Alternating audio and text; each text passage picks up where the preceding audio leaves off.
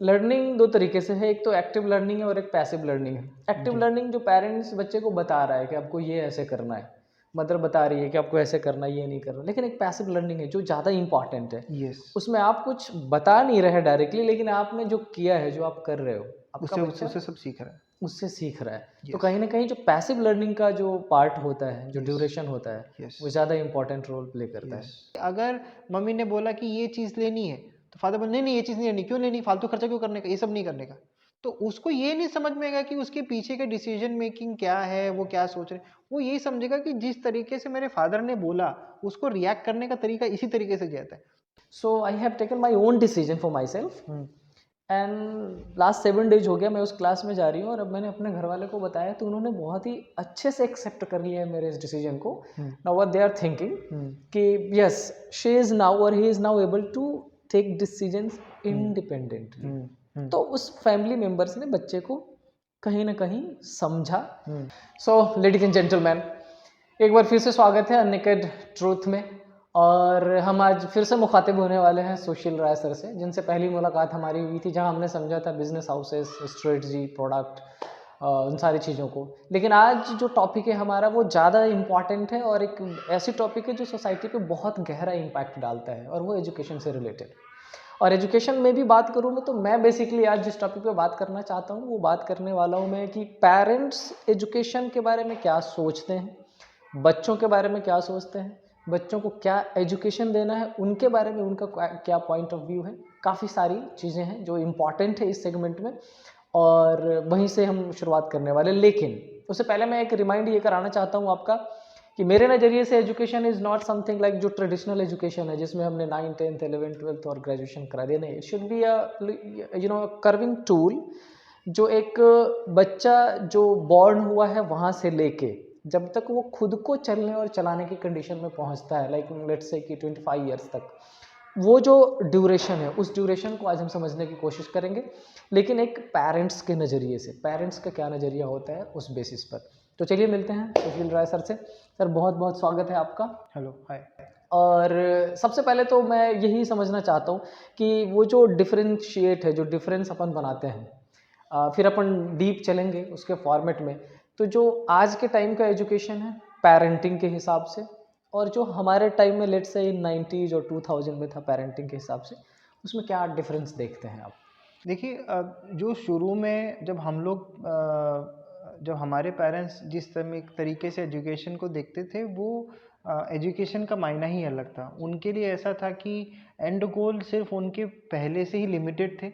उनको यही पता था कि बच्चे को हमको पढ़ाना क्यों है, क्योंकि उसको डॉक्टर या इंजीनियर बनाना है। और ये उस समय की जीन्स में यही होता था, क्योंकि उनको यही दो एवेन्यू ही पता होता था। भले ही वो शॉप में बैठे हों तो भी उनका बच्चा डॉक्टर ही बनेगा।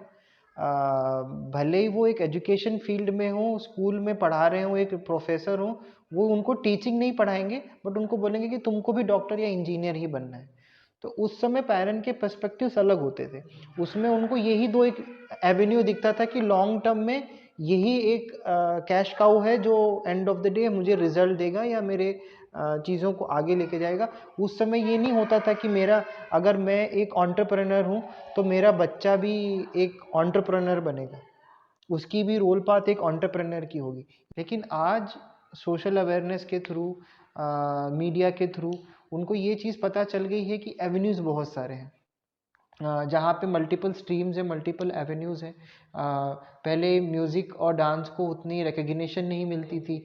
आज सिंस जो उस फील्ड में जिन्होंने रेवोल्यूशनरी काम किया है, जब आज उस टीवी के माध्यम से जब उन चीज़ों को बताया जाता है, उनको समझाया जाता है कि देखिए इन पर्टिकुलर म्यूज़िक फील्ड में या ड्रामा फील्ड में इन्होंने यहाँ तक किया है, तो अगर आपके बच्चे में वो टैलेंट है तो हम क्यों नहीं उसको अपग्रेड कर सकते। तो आज थोड़ा माँ बाप के, पेरेंट्स के पर्सपेक्टिव में थोड़ा चेंजेस इस तरीके से आया, क्योंकि उनको एवेन्यूज़ पता चली, स्ट्रीम्स पता चली, और इसी के वजह से उनको ये पता चला है कि अगर मेरा बच्चा यहाँ चीज़ नहीं कर सकता तो ठीक है, मैं दूसरी जगह उसको डालूँ। लेकिन अभी भी हमने उस चीज़ों को डिटेल में जानने की कोशिश नहीं की। वो इसलिए जानने की कोशिश नहीं क्योंकि हमारी नॉलेज ही लिमिटेड है। हम उतना ही जानने की कोशिश करते हैं जितना हम दूसरों से सीखते हैं।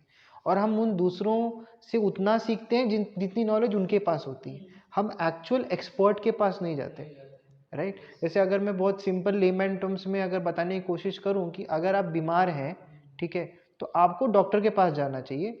लेकिन हम लोग क्या करते हैं, वो डॉक्टर का पैसा बचाने के लिए हम पहुंच जाते हैं केमिस्ट के शॉप में, और वहाँ पे हम बोलते हैं कि भैया मुझे बुखार है, मुझे ये हो रहा है। वो भैया बोलेंगे हाँ भाई, ये 50 पेशेंट तो हमेशा यही दवा लेके जाते हैं, हमको पता है, ये लो और दे दो। तो ये फर्क पड़ता है एजुकेशन में, जहाँ पे आप किसी एक्सपर्ट को पूछें, वो आपको सही से गाइड करे, वहाँ पे देना ज़रूरी है। जहाँ पे आप नॉन एक्सपर्ट को पूछें, जो आपके नेबर में है, जिनको उतनी ही नॉलेज पता है एजुकेशन के बारे में जितनी होनी चाहिए, उससे इन्फ्लुएंस ना हो। सर मैं चाहता हूँ थोड़ा सा और डीप समझे इसको। लाइक मार्केट ने आज के पेरेंट्स को जो इन्फॉर्मेशन पास ऑन करी है, ऑफलाइन हो या थ्रू अलग अलग जो चैनल्स है उनके थ्रू आता है वो इन्फॉर्मेशन, वो तो हम ये समझ पा रहे हैं कि मार्केट में ये सारी चीज़ें अवेलेबल है जिसमें बच्चा अपना फ्यूचर देख सकता है, एक शेप मिलेगा उसको। बच्चे में एक्चुअल किस चीज़ की करने की कंडीशन है, क्षमता जिसको बोलते हैं वो कंडीशन है, उसको कैसे रिकग्नाइज करें? क्योंकि पेरेंट्स ज़्यादातर टाइम वहाँ फेलियर है। वो ये नहीं समझ पाते कि मेरा बच्चा अच्छा खेल रहा है तो मैं उसको खेल में दूँ, नहीं वो खेल रहा है इट्स ओके। अभी म्यूजिक डांस में भेजना है ना, क्योंकि बूम पे है, एक अच्छा सिंगर निकला है तो उसको इन्फ्लुएंस्ड है। अभी आपने सुना होगा एक चोपड़ा करके, वो एक किसी इंटरनेशनल जो गेम है उसमें उन्होंने बहुत अच्छा परफॉर्म किया था। मेरा बच्चा सिंगिंग में अच्छा है, डजेंट मैटर, उस गेम में भेजते हैं। तो यहाँ पर कैसे जो गैप है उसको फील करें? देखिए यहाँ पे ये वाला जो गैप है ना, इसमें ऐसा होता है कि अकेला पेरेंट्स सब कुछ नहीं करता। यहाँ पे एजुकेशन सिस्टम बहुत मायने रखता है। अब एजुकेशन इसलिए मायने रखता है कि आपका बच्चा 8 से 9 घंटा एक स्कूल में जा रहा है, और वहाँ पे वो कुछ नई चीज़ सीख रहा है। जब वो कुछ नई चीज़ सीखता है तो उसके अंदर वो इंटरेस्ट जागता है। जब वो इंटरेस्ट जागता है, वो क्यूरियोसिटी जागती है। वो क्यूरियोसिटी को समझने के लिए पेरेंट्स को वो समझना बहुत ज़रूरी है, क्योंकि आपके पास एक मीडियम है थ्रू विच आप एक अंडरस्टैंड करते हो कि इस मीडियम के थ्रू कि मेरे बच्चे में एक्चुअल कैलिबर क्या है, ठीक है। अब जैसे फॉर एग्जांपल मैं ये बोलता हूँ, हम बच्चों को पूछते हैं, या हम किसी भी नॉर्मल अगर हम जाएं किसी के इंटरव्यू में जाएं या किसी से पूछें कि आपकी हॉबी क्या है, तो आप बताते हो मेरी ये हॉबी, ये हॉबी, ये है, क्योंकि आपको वो करना पसंद है। लेकिन एक बच्चे में वो हॉबी जानना बहुत मुश्किल होता है। तो हम क्या करते हैं कि अपनी हॉबी उस बच्चे में इम्पोज करते हैं कि बेटा तुम जाओ ये स्विमिंग कर लो। स्विमिंग करना बहुत इंपॉर्टेंट है, हेल्थ के लिए बहुत इंपॉर्टेंट। लेकिन अगर उस बच्चे को स्विमिंग करना नहीं, ड्राइंग करना पसंद है, ये हम एसेस कैसे करेंगे?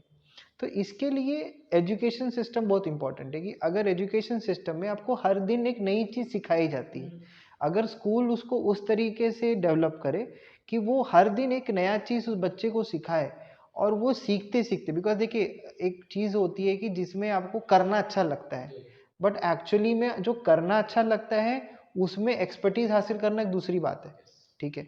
अब वो एक्सपर्टीज तब हासिल होती है जब आप लगातार उस चीज़ को करते रहते हो, ठीक है। वो आपका पैशन बन जाता है कि मुझे यही चीज़ पसंद है। ऐसे फॉर एग्जांपल अगर कोई बोलेगा कि मुझे फुटबॉल खेलना पसंद है, तो मैं पहले दिन फुटबॉल खेलूंगा, दूसरे दिन फुटबॉल खेलूंगा, तीसरे दिन खेलूंगा, मान लीजिए 7 दिन तक फुटबॉल खेलूंगा। उसके बाद मैं थक जाऊंगा, बोलूंगा यार मेरे को इसमें फुटबॉल में इतना भागना पड़ता है और मेरे को जमता नहीं है, मैं कल से फुटबॉल नहीं करूंगा, कल से मैं टेबल टेनिस खेलूंगा। तो अब उसकी लाइकनेस चेंज हो गई वहां पे। तो हमको एज अ पेरेंट्स ये समझना बहुत ज़रूरी है, क्योंकि बच्चे जो होते हैं वो बहुत प्रोएक्टिव होते हैं। उनका ये टेंडेंसी होता है स्विच ओवर करना। आज वो इस पे काम करेंगे तो उनकी लाइकनेस वहाँ पे जनरेट हो जाएगी। कल उनको वही बोर्डम हासिल हो जाएगा, वो उसको नहीं करेंगे, वो दूसरे पे स्विच ओवर करेंगे, बोलेंगे नहीं मुझे आज ये करना पसंद है। तो वो करते देना चाहिए, पेरेंट्स को वो अलाउ करना चाहिए, ताकि एंड ऑफ द डे वो एक कंसेंसस पे आ जाए कि ये 10 चीज़ों में से वो एक कौन सी चीज़ है जो मुझे करनी पसंद है। लेकिन जब तक आप उस बच्चे को वो चीज़ दोगे ही नहीं, वो बच्चे को पता ही क्या चलेगा कि कितने एवेन्यूज़ हैं। तो जैसे आप स्कूल में जाते हो, तो आपको फर्स्ट टाइम एक बच्चा जब स्कूल में एंटर करता है तो उसको ये पता चलता है कि स्कूल ड्रेस में या स्कूल यूनिफॉर्म में ही आना है, क्यों नहीं वो घर के कपड़े में चला जाता। तो वहाँ पे सबसे पहले उसको डिसिप्लिन ये सिखाई जाती है कि यहाँ पे एक यूनिफॉर्मिटी है, हम किसी में वो भेदभाव नहीं करते, हम सारे बच्चों को एक तरीके से कंसिडर करते हैं। तो वो उस कल्चर को समझता है, सीखता है।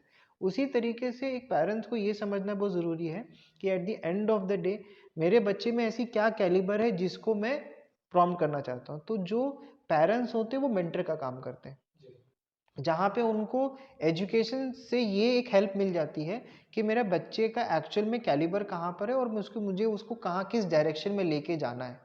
वो जो मेंटरिंगशिप है वो पेरेंट्स की बहुत इंपॉर्टेंट होनी चाहिए। सर, बच्चा क्या सीखेगा, कब सीखेगा, इनिशियल स्टेज का बहुत वाइटल टॉपिक है, इस पे आएंगे। लेकिन इससे पहले एक out of the box question है। जैसे आपने बोला कि पेरेंट्स सबसे बड़ा मेंटर होता है, क्योंकि इनिशिएट वहीं से होता है, जो लर्निंग कर्व है बच्चों का वो। करेक्ट। मैंने लास्ट 2 इयर्स में मेरी जिन बच्चों से इंटरेक्शन रही है उसमें कई सारे टाइम मेरे को ये सुनने को मिला है कि मेरे मदर इस चीज़ में अच्छी नहीं थी, इसलिए मैं उसमें अच्छा हुआ हूँ। लाइक रिसेंटली एक इंटरव्यू मेरा था जिसमें एक बच्चे ने बोला था कि she is very good speaker. तो मैंने ये क्वेश्चन पूछ लिया उससे कि ये कैपेबिलिटी कैसे डेवलप किया। कह रहे कि मेरी माँ को डर लगता था, दैट्स वाई उन्होंने मेरे को एक प्रोपल्सिव फोर्स रहा ये उसके पीछे, कि इस वजह से मेरे को ऐसा भेजा गया और I am a good speaker now. वहाँ क्या लगता है आपको? हमको इसको ये इस तरीके से समझना है कि जो चीज़ मैं कर नहीं सकता, हम ये एक्सपेक्ट करते हैं कि वो बच्चा उसको कर लेगा, ठीक है। अब उसमें ये होता है कि वो अगर उसकी इंटेंसिटी को बच्चा समझ जाए कि अब जैसे इसको एक एग्जांपल के तौर में लेते हैं कि जैसे फॉर एग्जांपल उनकी वो एक बहुत अच्छी पब्लिक स्पीकर है जो बच्ची है, लेकिन उनकी मम्मी पब्लिक स्पीकर नहीं थी, लेकिन ये उनकी एक्सपेक्टेशन थी कि मेरी बच्ची एक पब्लिक स्पीकर बने। अब वो बच्ची ने अपने मदर की एक्सपेक्टेशन की इंटेंसिटी कितनी ग्रैप की है वो बहुत इंपॉर्टेंट है, क्योंकि उसमें ये इंपॉर्टेंट है कि अगर उस बच्ची ने ये वो उसको पॉजिटिवली भी ले सकती थी, नेगेटिवली भी ले सकती थी, लेकिन उस बच्ची ने उसको पॉजिटिव वे में लिया कि हाँ ये एक एवेन्यू है जहाँ मेरी मदर मुझे गाइड कर रही है कि मुझे ये सीखना बहुत ज़रूरी है, और वो अपने तजुर्बे से बोल रही होंगी। तो जब बच्ची ने उस तरीके से इंटेंट से लिया तो वो बच्ची आज उसमें अच्छा कर पा रही है। लेकिन अगर वही बच्ची उसको इस तरीके से बोलती कि नहीं मेरी मम्मी मुझे ज़बरदस्ती इस फील्ड में डालना चाहती है, पब्लिक स्पीकर बनाना चाहती है, लेकिन मैं पब्लिक स्पीकर अच्छी नहीं हूँ, मैं नेटवर्किंग में अच्छी हूँ, और अगर मैं उसमें कंटिन्यूस उनकी पेरेंट्स उनको फोर्स करते जाते, और अगर वो उसको इंटरेस्ट नहीं होता और वो फोर्सिंग वे में उसको इंटेंट को कंसिडर कर रही होती, तो आज वो पब्लिक स्पीकर नहीं बनती। तो इसी तरीके से वो समझना ज़रूरी है कि वो मदर उसको किस इंटेंट से उस बच्ची को समझाना चाहती है, वो बहुत इंपॉर्टेंट है। जैसे हम बोलते हैं ना कि जैसे इसको एक मैं इसको एक थोड़ा बिजनेस पर्सपेक्टिव से जोड़ना चाहता हूँ। जैसे फॉर एग्जांपल आप बहुत बार सुनते हैं कि एक कंपनी बैंकरप्ट हो गई, एक कंपनी बैंकरप्ट के होने के कगार पे होते हुए भी बाहर निकल आई, या उसको ऐसा लग गया कि उसकी प्रॉफिट मार्जिन नहीं है फिर भी वो प्रॉफिट मार्जिन करा रहे हैं। तो उसमें उसको इस तरीके से देखा जाए कि जैसे एक सीईओ है, हम एक एग्जांपल के तौर पे लेते हैं कि कंपनी ए सीईओ है, कंपनी बी का सीईओ है, दोनों एक ही स्टेज पे खड़े कि दोनों को ऐसा लग रहा है कि हमारे प्रॉफिट मार्जिन कम हो चुकी है और एंड ऑफ द डे हम लोग इस बिजनेस को आगे नहीं लेके आ पाएंगे। लेकिन जो सीईओ है वो अपने एम्प्लॉयज़ को ईमेल लिखता है और वो इस तरीके से कम्युनिकेट करता है कि आज के दिन में हम लोग प्रॉफिट नहीं कमा रहे, हम लॉस में चल रहे हैं, और हमको नहीं पता कि अगले 3 महीने में हम सरवाइव कर पाएंगे कि नहीं कर पाएंगे। लेकिन मुझे आपसे ये एक रिक्वेस्ट है कि अगर हम सब अपने काम से 10% एक्स्ट्रा काम करें। दूसरा, अगर किसी के पास भी कोई अच्छी आइडिया है जो उस आइडिया के वजह से हम इसको इम्प्रोवाइज कर सकें, कस्टमर के प्रेफरेंसेस को समझ सकें। तीसरा, मार्केटिंग एंड सेल्स अपने क्लाइंट्स पे और फोकस करें और न्यू क्लाइंट्स लाने की कोशिश करें, ताकि हम इस बिजनेस को एक सही डायरेक्शन पे ले आके और वो जो हम लॉस कर रहे हैं उसको हम प्रॉफिटेबल बिजनेस कर दें। तो इसमें मुझे आप लोगों की सपोर्ट की ज़रूरत है, ठीक है। ये हो गया कंपनी ए के सीईओ का ईमेल लिखने का तरीका। दूसरा तरीका है कंपनी बी के सीईओ का ईमेल लिखने का तरीका कि हम लॉस में चल रहे हैं, हम बर्न कर रहे हैं, हम प्रॉफिट नहीं कमा पा रहे हैं, और इसके वजह से हमने ये डिसीजन लिया है कि हम हर डिपार्टमेंट में से 10% एम्प्लॉयज़ को निकाल देंगे, ताकि ताकि हम जो भी एक एवेन्यू जो हमारा एक एक पोर्शन है वो हम सेव करके और आने वाले दिनों में हम उसको आगे चला सकें। अब कंपनी ए और कंपनी बी के सीईओ में ईमेल लिखने के का जो आउटकम होगा वो ये होगा कि कंपनी ए के जो लोग हैं वो सर बिना बोले एक्स्ट्रा काम करना शुरू करेंगे। वो क्यों? क्योंकि जो तलवार वो सीईओ के सर पे तल रही है, वही तलवार उस एम्प्लॉय के सिर पर भी चल रही है। क्योंकि वो ये सोचेगा कि जिस दिन कंपनी बंद होगी तो मेरा कमाई का जरिया भी खत्म हो गया, मैं अपने परिवार कैसे चलाऊंगा। तो अगर आज मुझे सपोर्ट करना है तो यही वक्त है। तो मैं क्यों ना, अगर मेरा सीईओ बोल रहा है कि मेरे 10% काम करने से, एक्स्ट्रा काम करने से उनको हेल्प होगी, तो मैं क्यों नहीं करूँगा। तो वहाँ पे सर एक बॉन्डिंग टुगेदरनेस की बात है, जहाँ पे वो कंपनी सर्वाइव कर जाती है। क्योंकि हर वो बंदा जो काम कर रहा है वो पहले दिन से ये सोच रहा है कि भाई मेरी कंपनी को मेरी ज़रूरत है, आज वो जिस स्टेज पर है इसमें मुझे हेल्प करना है। वो कंपनी सक्सेसफुल हो जाती है, वो उससे बाहर आ जाती है। लेकिन वही कंपनी बी में क्या है कि भाई ये आज अगर इसको निकाल रहा है तो कल तो मुझे भी निकालेगा ना, तो फिर मैं यहाँ पे टिक के क्या करूँगा। तो इससे अच्छा मैं भी अपना एवेन्यू देख लूँ। उस कंपनी में जो वो 10% निकालने की सोच रहे होते हैं, वहाँ पे 60% लोग छट के निकल जाते हैं। जिनको छांटना है वो भी निकल जाते हैं और जिनको नहीं निकलना है वो भी निकल जाते हैं। तो वो कंपनी तो वैसे भी डाउनफॉल में ही जाएगी ना। तो सर ये होता है कि आपका इंटेंट कैसा है बोलने का। अगर उस मदर का इंटेंट उस तरीके से होता कि वो थोप रही होती कि भाई नहीं तेरे को इसी में जाना है, तेरे को पब्लिक स्पीकर ही बनना है, तो वो बच्ची कभी उस तरीके से सोच ही नहीं पाती, क्योंकि उसको ऐसा लगता है कि इम्पोजिशन है, मेरे को यही करना है। लेकिन अगर उसने उस तरीके से बोला कि अच्छा मेरी मदर नहीं थी लेकिन उनका एक एक एक्सपेक्टेशन है कि ये फील्ड में करने के बाद बहुत एवेन्यूज़ है और मैं मुझे करना चाहिए, क्योंकि उनका वो तजुर्बा कहता है, उन्होंने देखा होगा, तो वो बच्ची का माइंडसेट अलग तरीके से काम सर करे। हमारी जो टॉक है जिस डायरेक्शन में जा रही है बहुत ही वाइटल होने वाला है बहुत सारे पेरेंट्स के लिए।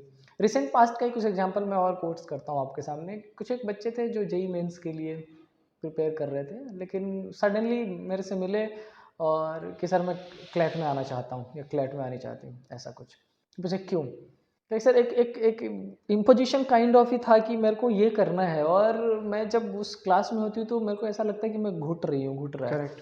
सो I have taken my own decision for myself, and last 7 days हो गया मैं उस क्लास में जा रही हूँ, और अब मैंने अपने घर वाले को बताया तो उन्होंने बहुत ही अच्छे से एक्सेप्ट कर लिया है मेरे इस डिसीजन को। Now what they are thinking कि यस शी इज़ नाउ और he is now able to take decisions independently. तो उस फैमिली मेम्बर्स ने बच्चे को कहीं ना कहीं समझा।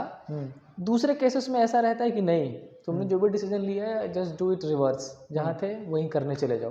तो इसमें कहीं ना कहीं मदर और फादर का एक बड़ा रोल होता है। यस। मैं बस आपसे ये समझना चाहता हूँ कि मदर का ये जो रोल होता है ये एक्चुअल में शुरू कब से होता है एक बच्चे के लिए? लेकिन जब मैंने मेरी पेरेंटिंग की टिप्स समझने के लिए, एक पेरेंटिंग क्या होता है, क्योंकि नॉर्मली क्या होता है हम शहरों में रहते हैं, हमको ये सब कोई बताने नहीं आता, करने नहीं आता।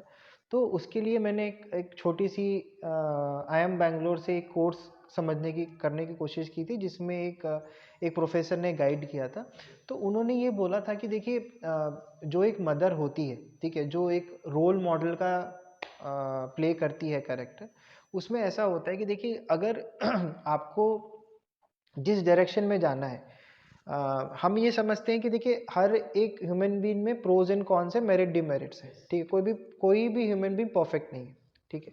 लेकिन हम ये एक्सपेक्टेशन रखते हैं कि हमारा बच्चा परफेक्ट निकले, भले ही वो आप में वो चीज़ें नहीं हो, लेकिन एक्सपेक्टेशन है कि वो बच्चे में होनी चाहिए। तो सबसे पहली बात यही अपने को पर्सपेक्टिव चेंज करने की ज़रूरत है। तो मैं ये समझता हूँ कि जो बच्चे की लर्निंग है, या जो माँ की जो एक सोच है, वो उनके कंसीव करने के पहले से ही शुरू हो जानी चाहिए, ठीक है। अब वो कैसे शुरू हो जानी चाहिए, जैसे फॉर एग्जांपल हम ये बोलते हैं कि हमको ये करना चाहिए, ये नहीं करना चाहिए। हम बच्चे को बोलते हैं कि तुमको ये करना चाहिए, ये नहीं करना चाहिए। लेकिन उनको ये समझने की ज़रूरत है कि अगर मैं, जैसे एक एग्जांपल ले लेते हैं कि मुझे एक पानी पीने का एक सर्टेन तरीका है, मैं इसी वे में पीती हूँ या इसी वे में पीता हूँ, करेक्ट। तो वो मेरा एक तरीका है जो मेरे को बचपन से मैं उसी तरीके से कर रहा हूँ, करेक्ट। सडनली मैं उस बिहेवियर पैटर्न को चेंज नहीं कर सकता। इसी तरीके से बच्चा होता है। बच्चा घर में अपने सामने उनके जो रहते हैं वो होते हैं पेरेंट्स। जब सबसे पहले बच्चा आँख खोलता है तो अपने पेरेंट्स को ही जानता है। जो आवाज़ सुनता है अपने पेरेंट्स की ही सुनता है। तो अगर एक माँ का सर्टेन वे ऑफ तरीका है, एक मदर का, एक फादर का एक सर्टेन वे ऑफ तरीका है, वो उसी तरीके से बच्चा भी सीखता है, वो उसी को ग्रैप्स करता है। अब जैसे फन एग्जांपल मेरा ये कहना है कि जैसे मोस्टली ये होता है कि 95% 98% मदर कंसीव करने के 1 महीने बाद उनको ये पता चलता है कि उन्होंने कंसीव कर लिया है और वो प्रेग्नेंट है। That's an happy news that goes on. लेकिन जो फर्स्ट मंथ होता है, अगर हम ये समझे फर्स्ट मंथ जो होता है वो हेड टू टो का डेवलपमेंट होता है, राइट। टो टू हेड का डेवलपमेंट नहीं होता। तो सबसे पहले आपका ब्रेन डेवलप होता है। तो जो ब्रेन डेवलप होता है, अब उस फर्स्ट मंथ में आप ये समझे करिए कि माँ जो सोचती है, माँ जो महसूस करती है, माँ जो बोलती है, माँ जो कहती है, उसका एवरी रिएक्शन वो बच्चे के अंदर एब्जॉर्ब होता है। ठीक है। वो क्यों होता है? क्योंकि आप उसको समझिए कि वो एक प्लांट की तरह बिहेव करता है, राइट। आप जब सीड डालते हैं उसको कितने तरीके से पानी डालेंगे, कितना उसको मिट्टी में, कौन सी उपजाऊ मिट्टी में रखेंगे, क्या न्यूट्रिएंट्स उसको देंगे, वो उस तरीके से ग्रोथ करता है, राइट। उसी तरीके से एक बच्चा है जो उसका ब्रेन डेवलप होता है वो फर्स्ट मंथ में ही डेवलप हो जाता है। तो जो माँ उस मंथ में महसूस कर रही होती है, सोच रही होती है, खा रही होती है, पी रही होती है, सारा चीज वो बच्चा ऑब्जॉर्व फर्स्ट मंथ में कर लेता है और ब्रेन डेवलप हो जाता है। उसके बाद आप कुछ नहीं कर सकते, एक ब्रेन डेवलप होके बन गया, राइट। अगर आपको उसमें बदलाव करनी है तो उसके लिए आपको 6 महीने पहले से अपने लाइफस्टाइल में परिवर्तन लेके आना पड़ेगा। 6 मंथ्स पहले से ही आप सोचेंगे अगर मुझे फैमिली प्लानिंग करनी है, 6 मंथ्स पहले से ही आप अपने रहने का तरीका, खाने का तरीका, सोचने का तरीका, आपको इसमें सब में बदलाव लेके आना पड़ेगा। तब जाके जो आप एक्सपेक्टेड आउटपुट की सोच रहे हैं कि मेरा बच्चा यहाँ पहुंचेगा, वो शुरुआत 6 महीने पहले से होनी चाहिए, तब जाके। बिकॉज आपको लग नहीं रहा जैसे अभी अपन हमने पिछली वीडियो में बात करी थी समहाउ स्ट्रेटजी की, जी, कि before diving into the market आपको हाँ, कहीं सोचना है, करेक्ट करेक्ट। बिकॉज उसी तरीके से चीज चलती है ना। चलती है। अगर जैसे आप बोलेंगे कि अब आप इससे समझ इस तरीके से समझिए कि जैसे मान लीजिए आपका बच्चा बॉर्न होने के बाद जब किसी भी माँ बाप की इंट्रैक्शन को समझता है। अब जैसे मान लीजिए कॉमन घर में एक इंट्रैक्शन क्या होता है कि हमेशा एक मेल डोमिनेटिंग होगा या तो एक फीमेल डोमिनेटिंग होगी, यही चीज़ होगा। डोमिनेटिंग फैक्टर हर जगह पे आता है। तो अगर वो ये देखेगा कि मेरी मदर अगर अपने उनके फादर को कुछ समझाने की कोशिश कर रही हैं और वो फादर हमेशा उनका जो रिएक्शन है वो इसी तरीके से होता है, तो बच्चा यही सोचेगा कि रिएक्शन देने का तरीका ऐसे ही होता है। वो बाहर से थोड़ा सीख रहा है, वो तो अंदर से सीख रहा है। उसको तो यही समझ में आ रहा है कि अगर मम्मी ने बोला कि ये चीज़ लेनी है तो फादर बोले नहीं नहीं ये चीज़ नहीं लेनी, क्यों लेनी, फालतू खर्चा क्यों करने का, ये सब नहीं करने का। तो उसको ये नहीं समझ में आएगा कि उसके पीछे का डिसीजन मेकिंग क्या है, वो क्या सोच रहे हैं। वो यही समझेगा कि जिस तरीके से मेरे फादर ने बोला उसको रिएक्ट करने का तरीका इसी तरीके से जाता है, तो वो भी वैसे ही बोलेगा। अब जब वो वैसे बोलेगा तो पेरेंट्स क्या बोलेंगे, अरे तुमको तमीज नहीं बात करने की, ऐसे क्यों बात कर रहे हो तुम। तो मेरा पॉइंट ये है कि जब वो बच्चा ये जब चीज़ें ग्रैब कर रहा था तो वो सीख किससे रहा था, आपसे ही। तो जब आपने अपने कम्युनिकेशन और लैंग्वेज में वो चीज़ें ट्रांसफॉर्मेशन नहीं लेके आए, तो आप बच्चे से कैसे एक्सपेक्ट कर सकते हो कि वो बच्चा ट्रांसफॉर्म हो जाए, राइट। आप घर पे आ रहे हो, अल्कोहल पी के आ रहे हो, तो वो बच्चे को पता है कि पापा अल्कोहल पीते हैं, तो मतलब मैं जब इनके एज का होऊंगा तो मुझे भी पीना है। दैट इज अ प्रोसेस, उनको पता है कि ये प्रोसेस है। तो जो तालीम आप जिस तरीके से देंगे वो बच्चा उसी से सीखेगा। इसलिए मैंने आपको बोला कि अगर आप अपने बिहेवियर पैटर्न और लाइफस्टाइल को 6 महीना पहले से चेंज नहीं करोगे, बिकॉज वो हैबिचुअल होना चाहिए ना। आप ओवरनाइट थोड़ा अपने बिहेवियर पैटर्न को चेंज कर लोगे। जो आप 25 साल से कर रहे हो वो आप कैसे चेंज कर लोगे ओवरनाइट। तो उसको चेंज करने में आपको भी हैबिचुअल होना पड़ेगा ना। आपको भी सही तरीके से बात करनी होगी। एक फादर को मदर से कैसे बात करनी है, एक मदर को फादर से कैसे बात करनी है, एक फादर मदर को बाहर वाले लोगों से कैसे बात करनी है, क्या बिहेवियर पैटर्न रखना है, क्या सोच रखना है, उनको सब में चीज़ें लेके आनी पड़ेगी। क्या खाना है, क्या पीना है, कैसे लाइफस्टाइल में रहना है। जब वो चीज़ें उनके हैबिचुअल प्रोसेस में आ जाएगी, और जब एक बच्चा अपने जब मदर कंसीव होती है 99% जैसे मैंने आपको बताया कि पता ही नहीं रहता है, तो उस समय जो उसका टेंडेंसी रहेगा मदर का वो उसी तरीके से रहेगा। तो आप जब देखोगे कि जब फर्स्ट मंथ में बच्चे ने जो कंज्यूम किया वो एक नॉर्मल बिहेवियर होगा, आपका बच्चा भी एक नॉर्मल तरीके से ही उसको कंज्यूम करेगा। फिर क्या होता है, इसमें सर्टन प्रोसेसेस होते हैं जिसमें एक 5 to 6 मंथ्स का जब 5 to 6 मंथ्स का जब बच्चा हो जाता है माँ के वूम में, तो वो सर्टेन चीज़ें सुनता है, उसको वॉइसेस क्लियर थोड़े सुनने शुरू होते हैं, तभी वो अटैच होता है क्योंकि वो रेगुलर एक स्पेसिफिक वॉइस को सुनता है। उसको ये समझ में आता है कि अच्छा यही जो है जो मेरे एक क्लोज हैं जिनकी मुझे रेगुलर वॉइसेस सुनाई दे रही है। तो वो बच्चा उससे अटैच्ड होता है, उससे सीखता है, समझता है कि क्या चीज़ें हो रही, कैसे हो रही हैं। वो हाई वॉइस और लो वॉइस को समझने की कोशिश करता है कि हम एकदम हाई वॉइस में कब जाते हैं और लो वॉइस में कब जाते हैं, हमारा वार्मथ का क्या रोल होता है, हम किस तरीके से बात करते हैं, कामनेस का क्या रोल होता है। बच्चा सब कुछ ग्रैब करता है। 9 मंथ में बच्चा पूरा का पूरा समझ जाता है कि एक क्या चीज़ें होनी चाहिए। वो पूरा का पूरा बच्चा पेट में ही ऑब्जॉर्व कर लेता है। उसके बाद तो ये हो गया इंटरनल फैक्टर, जहाँ पे वो इंटरनल एनवायरनमेंट में रह के चीज़ें समझने की कोशिश कर रहा है और सब चीज़ें ग्रैस्प करता जा रहा है। जब डिलीवरी हो जाती है, बच्चा आ जाता है, तब वहाँ से उसका एक्सटर्नल फैक्टर शुरू होता है, जहाँ पे वो चीज़ों को देखता है और महसूस करता है। अंदर सिर्फ वो महसूस कर रहा होता है, सुन रहा होता है, महसूस कर रहा होता है। लेकिन अब उसके पास एक और सेंसरी पावर एक्टिवेट हो जाती है, वो देखने की। देखने के बाद वो चीज़ों को देखता है और समझता है, सोचता है और समझता है। तो धीरे धीरे चीज़ों को ग्रैब करता है। अब आप यही समझिए ना कि आप किसी भी बच्चे को देख लीजिए, आप किसी बच्चे को क्रॉलिंग करके सिखाते हो क्या? नहीं सिखाते ना। बच्चा खुद से सीखता है ना। कैसे सीखता है? बच्चा बैठना खुद से कैसे सीख जाता है? सोचिए। तो ये छोटे छोटे इनपुट्स हैं। मैं थोड़ा रेट्रोस्पेक्टिव चला गया सुनते हाँ। सुनते आपको, लाइक मैं ऑनलाइन शेयर तो नहीं कर सकता, लेकिन बीइंग अ फादर मैंने कुछ चीज़ें अपने घर में होते देखी है जो शायद मेरी गलती थी, जिस वे में मैं करता था। और मैं ऐसा समझ रहा था कि बच्ची मेरी छोटी है, 6 महीने की है, शायद समझ नहीं पा रही है। वो चेंजेस मैंने विद इन 10 डेज देखे, उसमें वही करते हुए देखा मैंने उसको। एंड अब मैं रियलाइज़ कर रहा हूँ इस चीज़ को कि यस, वो कहीं ना कहीं मेरे को कॉपी कर रही थी उस चीज़ यस, क्योंकि देखिए बच्चों का बिहेवियर क्या होता है कि वो शुरू के जो 0 to 7 ईयर्स का जो ड्यूरेशन होता है, इसमें बच्चे सिर्फ लर्न कर रहे होते हैं, सिर्फ लर्न कर रहे होते हैं। तो उस समय जो उनका लर्निंग फेज होता है, उसमें ये होता है कि एक उनके जो न्यूरॉन्स होते हैं वो एक अडल्ट के बराबर के होते हैं। इसलिए मैंने आपको बोला कि जो बच्चे होते हैं उनकी एक स्विच ओवर करने की टेंडेंसी बहुत होती है। तो इसमें पेरेंट्स को ये समझना बहुत ज़रूरी है इस पर्टिकुलर फेज़ में 0 to 7 ईयर्स में, कि ये उनका लर्निंग फेज़ है। अब इस लर्निंग फेज़ में वो हर चीज़ सामने वाले के हिसाब से करते हैं और समझते हैं। तो उनमें कैसा होता है कि जब वो ऐसा होता है कि आपने फर्स्ट टाइम किया तो उनको वो चीज़ें स्ट्राइक नहीं होती, आपने सेकंड टाइम किया वो चीज़ें स्ट्राइक नहीं होती। लेकिन सिंस वो आपका बिहेवियर है, आप वही चीज़ को आप 100 बार करते हो, तो वो 100th टाइम जाके उसको रजिस्टर्ड होता है कि इसको इसी तरीके से किया जाता है।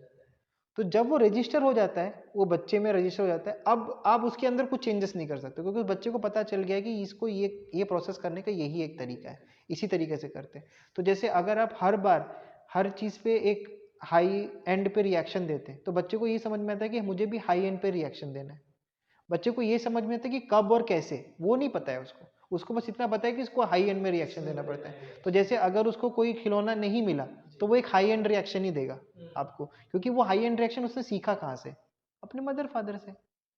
अगर वो कुछ कम्युनिकेट कर रहा है और वो कम्युनिकेशन में हमेशा आपके, जैसे फॉर एग्जाम्पल हम जिस माहौल में रह रहे हैं वहाँ पे हम अब्यूसिव लैंग्वेज यूज़ कर रहे हैं, तो उसको थोड़ा ना पता है कि वो लैंग्वेज अब्यूसिव है, नहीं मालूम है उसको। जो वर्ड्स हमको नहीं यूज़ करना है, किस तरीके से यूज़ करना है, उसको नहीं पता है, वो भी वो वर्ड को यूज़ करता है, क्योंकि वो सीखता ही वहाँ से है ना, उसको समझ ही वो आता है। इमोशंस है, इमोशंस वो किससे सीखता है? अपनी मदर से, अपने फादर से सीखता है। तो मदर अगर किसी चीज़ पे रिएक्ट करती है या बोलती है या करती है, बच्चे भी वही सीखते हैं कि हमको इसी तरीके से अपने इमोशन को निकालना है, इसी तरीके से समझना है। यहाँ सर दो चीज़ें समझ आ रही है। पहला तो ये कि ऐसा देखा गया है कि लर्निंग दो तरीके से है, एक तो एक्टिव लर्निंग है और एक पैसिव लर्निंग है। एक्टिव लर्निंग जो पेरेंट्स बच्चे को बता रहा है कि आपको ये ऐसे करना है, मदर बता रही है कि आपको ऐसे करना है, ये नहीं करना। लेकिन एक पैसिव लर्निंग है जो ज़्यादा इंपॉर्टेंट है। यस, उसमें आप कुछ बता नहीं रहे डायरेक्टली, लेकिन आपने जो किया है, जो आप कर रहे हो, आपका उससे बच्चा उससे सब सीख रहा है। उससे सीख रहा है। तो यस, कहीं ना कहीं जो पैसिव लर्निंग का जो पार्ट होता है, जो यस, ड्यूरेशन होता है, यस, वो ज़्यादा इंपॉर्टेंट रोल प्ले करता है। यस, थोड़ी सी बात करते हैं एक्टिव लर्निंग पे। मैंने ठीक है। कहीं एक कोट्स देखा था जिसमें ये मेंशन था कि इफ़ योर किड्स और चाइल्ड आर डूइंग मिस्टेक्स, आप अप्रिसिएट करें उसको, क्योंकि these are the learning tools, जिससे उसको समझ आएगा कि अच्छा एक बार गलत किया तो अब इसको किस वे में आगे ट्रांजिशन करना है। आप उसको ये समझाइए कैसे ट्रांजिशन करना है, डांटे नहीं है। लेट्स से कि उसने कुछ गिरा दिया हो, तो हमें उस पर वो पावर नहीं कर लेना कि तुमने ये गलत कर लिया। उसको ये समझाओ कि इसको करने से ये होता है। क्या इसका इम्पैक्ट आगे चल के बच्चों पे दिखता है? हाँ, क्यों नहीं दिखेगा? क्योंकि देखिए, जैसे मैंने आपको बताया कि बच्चा एक अपने बिहेवियरल पैटर्न को इंटरनली समझता है।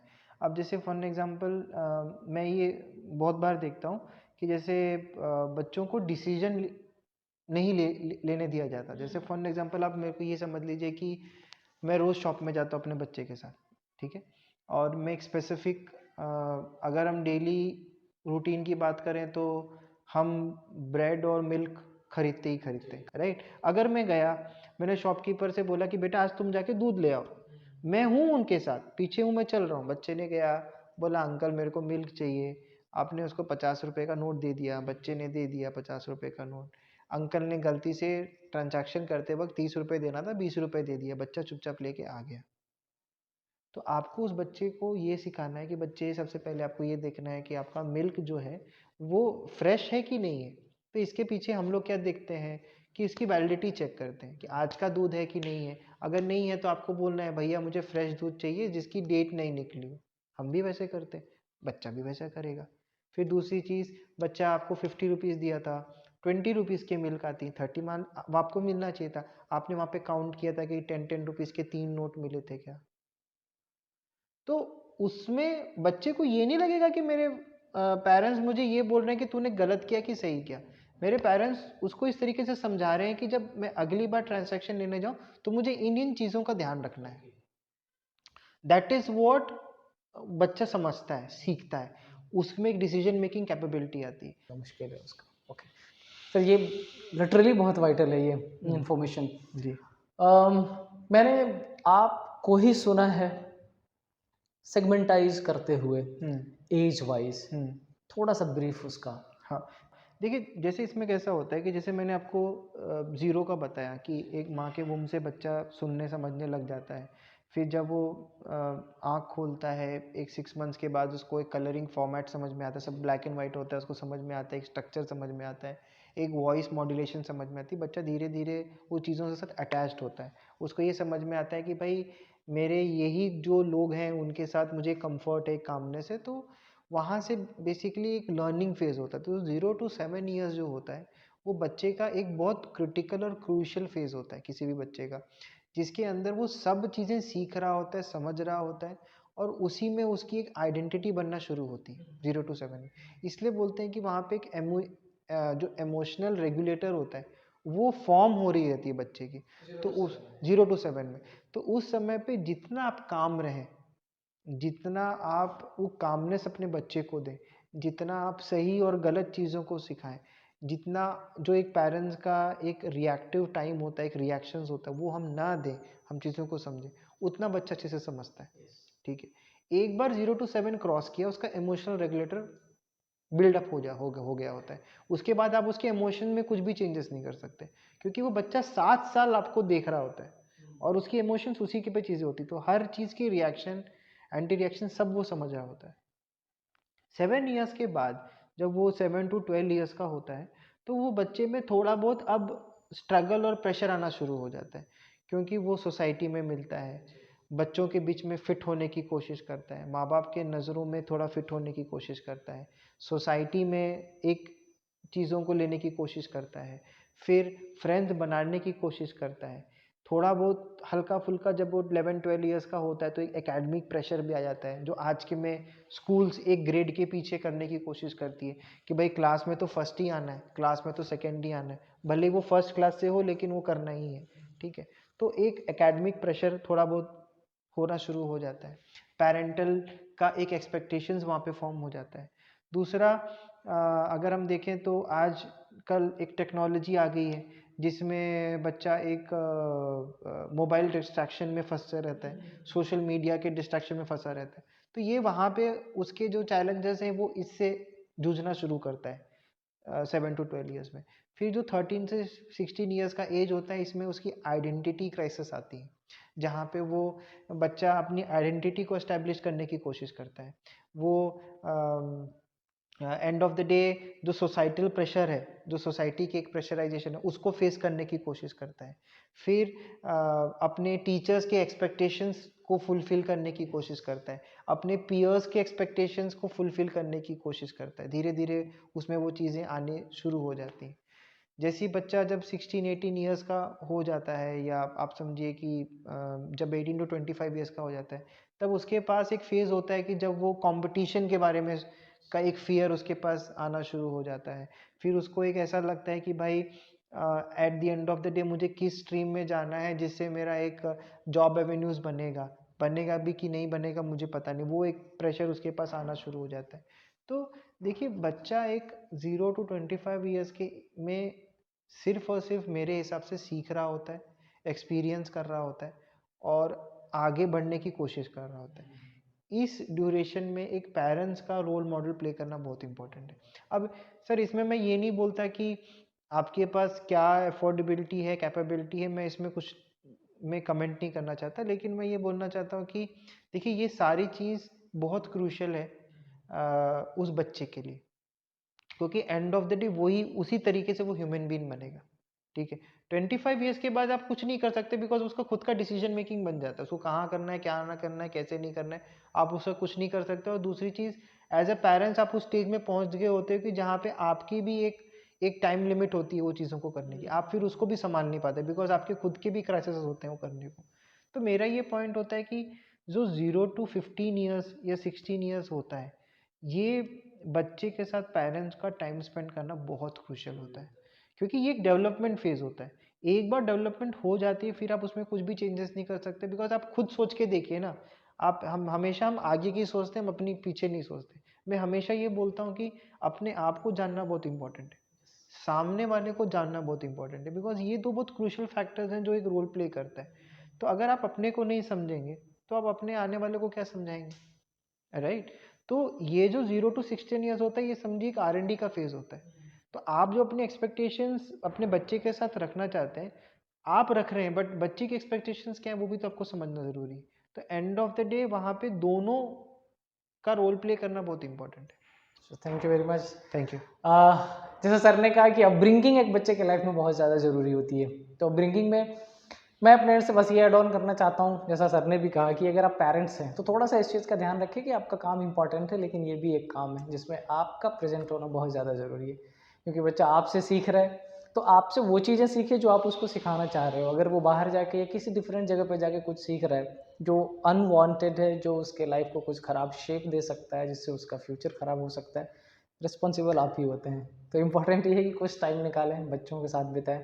सर का भी thank you thank you. Very much, और आपका भी बहुत बहुत शुक्रिया।